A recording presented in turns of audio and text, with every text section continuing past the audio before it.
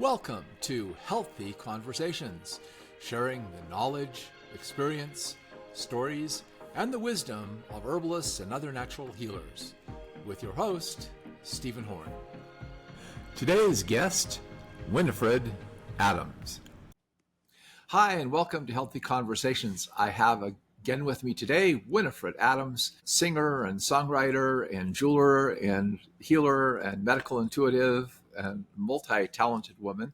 But we're going to talk about something a little different today because I got involved in herbs because of a spiritual experience I had that kind of made me interested in this from the standpoint of emergency preparedness. And Winifred came to one of my classes. She was one of the few people that's heard me talk about this who actually took it seriously. So we're going to talk a little bit about the importance of emergency preparedness. So Winifred, why don't you take it away and give us your take on why people should think about this. Thank you, Stephen. Thank you. And thank you for having me back. Yeah. Well, first of all, I'm just going to say for the record, it's because of Stephen Horn that I went on to do one of the first of its kind emergency preparedness programs ever done in the world out in Malibu, California. Because can you imagine, on a 37-mile or 27-mile coastline, they didn't have anything. They didn't have any emergency preparedness for anything. And so, routinely they would get mudslides and get cut off for weeks. They would get terrible fires, anything, right? So they had nothing, no evac zones, they had nothing. And so one day it kind of, because of something Stephen had said to me in one of the first classes I attended for herbology with him, I went on to create this program with the city of Malibu, which ended up being mimicked across the world, and we used sea containers as evac zones in different areas. But Stephen told us one day, can I say it? Am I allowed to tell the story? Yeah, you can say it. Yeah. Okay. This just hit me like a ton of lead when he said this. He said he had a vision on top of a mountain that, like the wind changed and all of a sudden the temperature dropped, and he had this overwhelming, serious spiritual vision that one day the electricity would go off and it wouldn't go back on. And that rang in my heart and soul. It hit me so hard, I never forgot it. And at that point, my whole life has been one portion, always preparedness, always. And I took it to the extreme to become like a FEMA trained CERT team member. That's how I got to doing the program in Malibu. Also, I suggested my idea to them and we implemented it. So I recommend everybody does become CERT certified in their area because you will learn a lot. You cannot expect other people to come save you, as they found out recently with the hurricanes in the East Coast.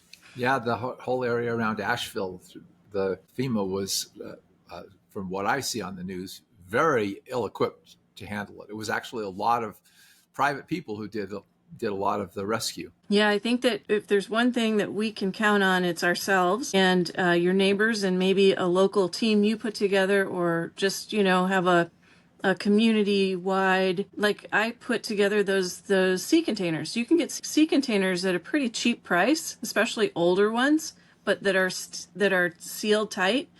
And you can put all kinds of things in there. So if a fire blows through, it's not likely to burn it down. It'll still be standing, albeit it'll be hot. But on the inside, you might preserve quite a bit of things that you can open it up, or it's an evac zone for people. And you can have blankets and water and food, and it's safe and dry. And that usually becomes the number one thing. Is you just have to think through. I mean, I made a list of herbs encapsulated to have with me at all times. And that way, if I wanted to, I could open them and dump them in water like cayenne pepper, right? I mean, heat you up, make you go after the bugs and it might be in your stomach if you drink bad water. Things like that. I loved blue vervain when Nature's Sunshine still had that. Garlic tablets and things like you can carry and put in baggies. There's so many things, and that's really more in your ballpark, but I really thought through and have thought through to backpack that you can walk with, because I lived in earthquake zone in California. So you have to be ready to go at a moment's notice. And what do you have in that? How far can you walk with that? How long do you live on that? Like those people in the East Coast, they did not expect that they're going to be out of commission for months, not a day, but months. And so at some point you might take a week to walk out of somewhere if you had to, or someone may not come get you for a week. So you'd better have that. And, there's a couple basics that I have, and that's cayenne pepper no matter what in capsules. I definitely have plastic baggies. Mm-hmm. I have safety pins, which are not common anymore unless you go to the dry cleaner.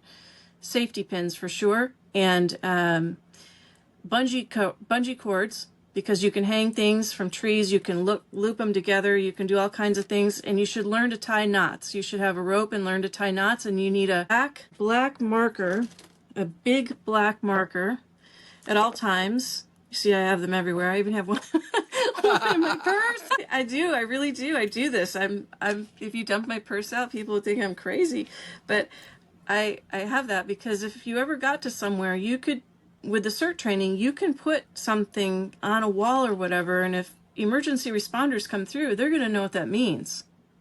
They're going to see that with the marker and go, aha, we've got people in there. We've got something here. So you can write a note to somebody. I mean, all kinds of things. So that's just a little bitty piece of the pie. I just really am all about preparedness in this, truly. Yeah. And so doing that, how does that help you,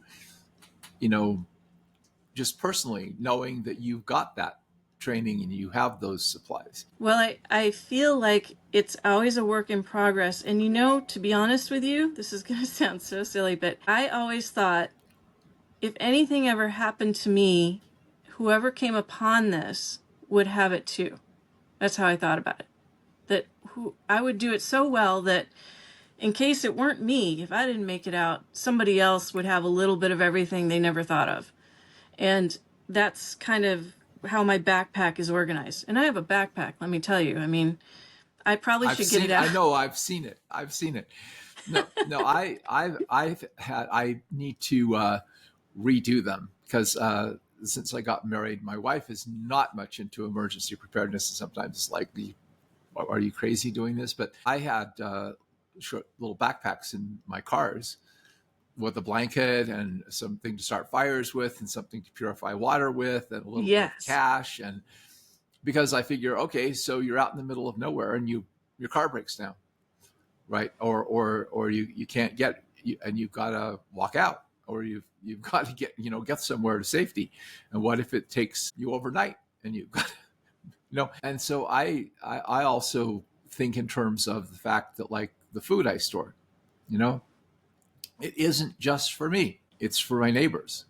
Right. Because I figure I grew up in a religion that, taught like food storage, but I've realized food storage is actually just a very minor part of emergency preparedness. It's actually, but I remember one of my uncles saying, he had guns and he was going to protect his food storage. And I got this image of a guy sitting on top of his house in a bunker made of wheat sacks with a gun and the caption, "Just wait till I try to get my food storage."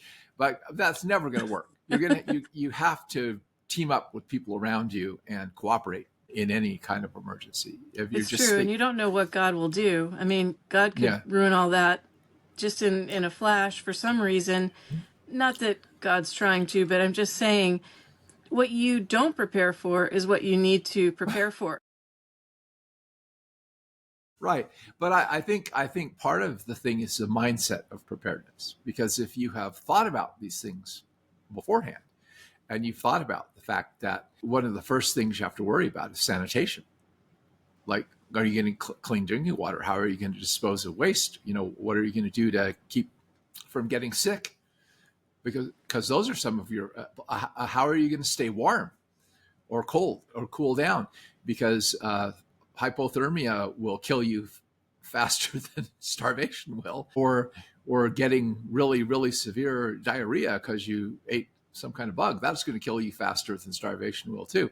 So but when you think about those things, I think it actually makes it so that when something bad does happen, you're calmer. It's true. And you practice, just like the military, you practice again and again to know what you have. You take it out, you review it, you put it back in.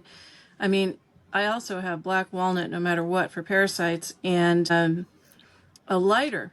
lighter in plastic baggies.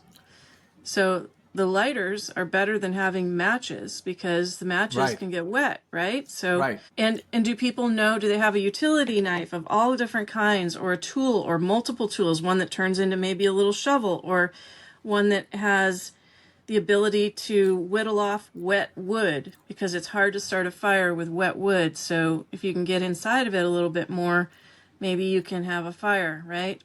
Yeah. Well, a good knife and a multi-tool, that Yeah. it's got those little scissors and screwdrivers and those sorts of. And now we have solar everything, so you can get tools that are solar bound, or I even have one that's a little crank radio, like you can crank it to go. So that's great, you know? Right. And so I think one thing to keep in mind is it doesn't have to be a nationwide disaster. Like you said, it could be a local disaster. And we're so used to having everything. Well, what if it takes 2 weeks to get the power back on? What if you have no hot and cold running water like you're used to, that's coming out of the tap purified for 3 weeks? Having something you can fall back on, and with some knowledge and skills, I think is very, very important. I think that if you're dealing with home, that's one thing where you can have buckets and other tools, and you prepare one way, and then you have to have the preparation on the go. But we have really great new technology today, some of which strangely is banned in New York State now, like some of the materials they use for like thinsulate coats and things like that. And you can just roll them up into just a tiny little sack. And if you unroll that, now you have a nice warm blanket, or you have a coat or a vest or something. It's really, we have so much advantage to what we do have to pull from that can make it lighter on you and Mm-hmm. easier to pack and hook on and go. So I think we have a lot of tools necessary. Another thing is you could maybe you could have a zapper or batteries or little things like that, and the zapper could be used to make colloidal silver. Uh-huh. You could double it up. Yeah, great ideas. I probably should get you on doing a couple of webinars with me on emergency preparedness. We could talk about this, because right now I feel like we're in a very dangerous time in the world. I don't think any whatever the results of the election, I don't think anybody is going to save us from the fact that there's a lot of unrest, a lot of division. We're in a situation where an economic collapse, something that took down our power grid or whatever. We are very vulnerable to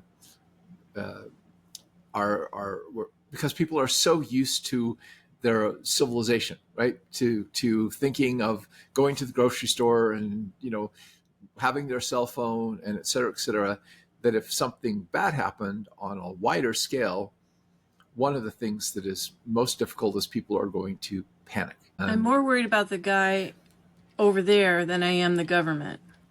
Yeah, because when people panic, they can become very irrational, and you see what happens in a place where something like that happens, and the grocery store shelves are looted in less than 24 hours because people need stuff and they'll just take it. So it's important to think about that, and I think it's also important to connect with people around you who you can befriend, work with, and whatnot to cooperate, to Yeah, survive. Yeah. I think that's so necessary because, as I saw after the fires in Malibu, there was looting and people were posing as police officers and other things. And you just don't know. If you don't know the people in your immediate neighborhood, you should do, like we learned in the CERT team, you should do a neighborhood, like a tally, and find out how many older people, how many infirm people, how many people that are, on oxygen. There's a big one. Find out how many people have oxygen tanks near them or don't or need them. Yeah, there's just so many. Take a census of what is going on around you and create a community awareness that you can just, if there's 100 of you even, then you can say, okay, well, we'll have this much and we'll create a space over here. If this happens, you have an incident command system where if this happens, now we're going to come together and try and first we're going to secure the people that we're going to check on everyone's well-being. Then we're going to see who's really ill or needs help. Then we're going to set up food preparations because we don't know how long it might last, All right. Very good. Well, thank you for sharing those ideas and insights with us, and for the good work you've done in actually helping your community there in Thank Malibu you. and everything with emergency preparedness. I think that's a tremendous accomplishment, and I should be very proud of that work you've done. So, if you'd like to connect with Winifred and with her music, with her jewelry, with her healing work, the links will be in the description below. And you have a program too, don't you? Like I do. I have a show, Making Life Brighter. Mm-hmm. Making Life Brighter. We'll have the link for that too in the description below. Thank you. So you can listen to her with some of her insights on a lot of different things. So again, thank you, Winifred, for being with us today. Really enjoyed talking with you. Thank you, Stephen. And we'll hopefully catch you again on some future episode. Okay? Great to be back. Thank you, guys. Thank you so much. Bye. Hit the like button and subscribe to our channel to catch future episodes of Healthy Conversations.